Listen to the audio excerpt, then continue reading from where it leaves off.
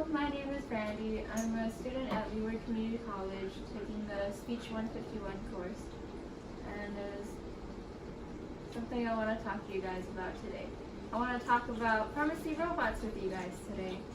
So in our lifetimes, we've all been sick before. And then when we visit the doctors, then they'll prescribe medications if needed. And those prescriptions are then sent to the pharmacy, whether you bring in the paper prescription or it's electronically faxed from the doctor's office. And then when it gets to the pharmacy, a technician then has to type in the prescription with the drug name, the instructions, and then after typing, the technician will send it over to the pharmacist, and the pharmacist will then re-verify and say, oh, it's okay. And if it's a controlled drug, they'll have to re-verify with the doctor again, and then if it's okay, they'll go and fill it. So after the pharmacist okays it, then it goes to QP, the production queue, where the drug is then filled.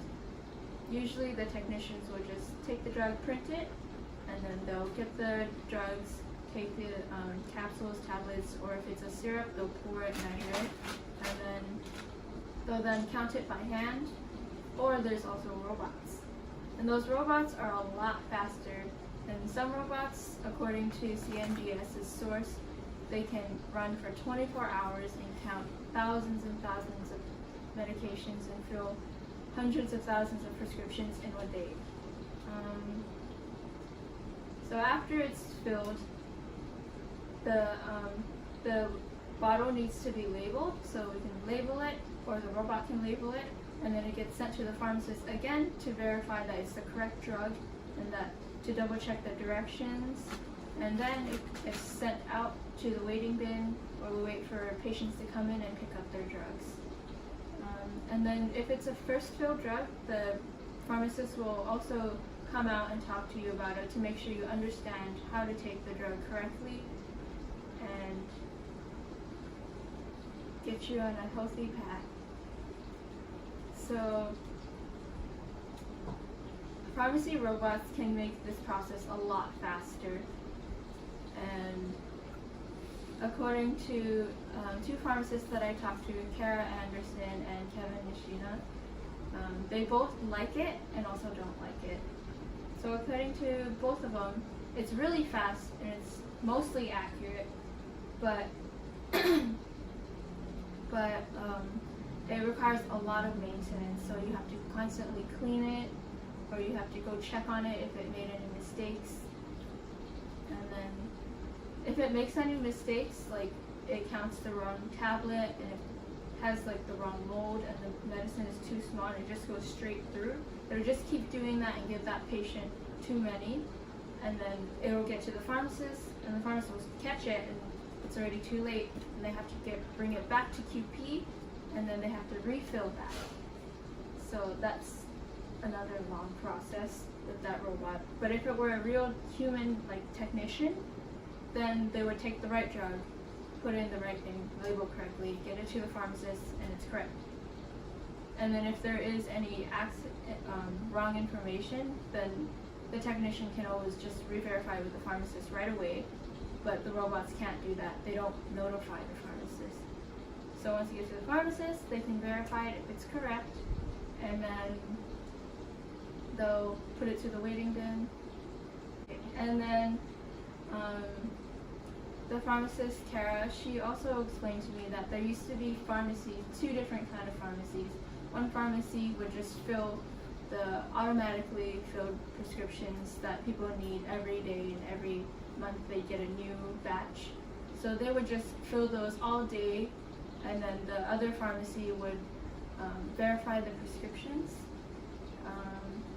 And so in those pharmacies that fill all day, 24 hours, those robots would be very useful.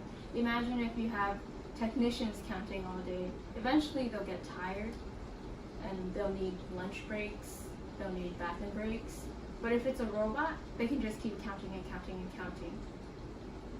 But if it's for a smaller pharmacy, the robot isn't as convenient, because if there's mistakes, then they'll have to redo the whole process, and it's not like they're filling thousands of prescriptions in that one day. So it'd be easier to have technicians there to count it, and then if there's a phone call, they can pick up that phone. This was another thing that Dr. Nishina said was a problem, was that robots can't do more than one thing. And then Dr. Anderson also said it's kind of inconvenient to have robots because they're only programmed to do what they're programmed to do, which is count medications. They can't help you pick up calls or help the pharmacist if they need something on the side, or like, can you pass me a label? Can you pass me something? And then, or put the phone on hold. They can't do that. But if it's a technician, while they're counting, they can just simply press the hold button or pick up the phone. Can you hold for the pharmacist? And then that's good. But robots can't do that. And it's also expensive to have those robots. Like, Dr. Anderson told me that some pharmacies that she worked at, they require a monthly fee to use those robots.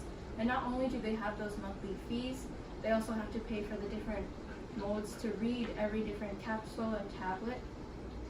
It's a new part for the machine, so it's not like one machine can just read every single medicine. So there's that. And then there's also different machines to count the liquids, like syrups for your cough syrups. So that's like another whole different machine. So yeah, they're good and bad. Good, it's more better for the larger pharmacies that have to do a lot, but it's not as good for the smaller pharmacies that do a lot in store and need a lot more than just counting to be done. Thank you. What is the research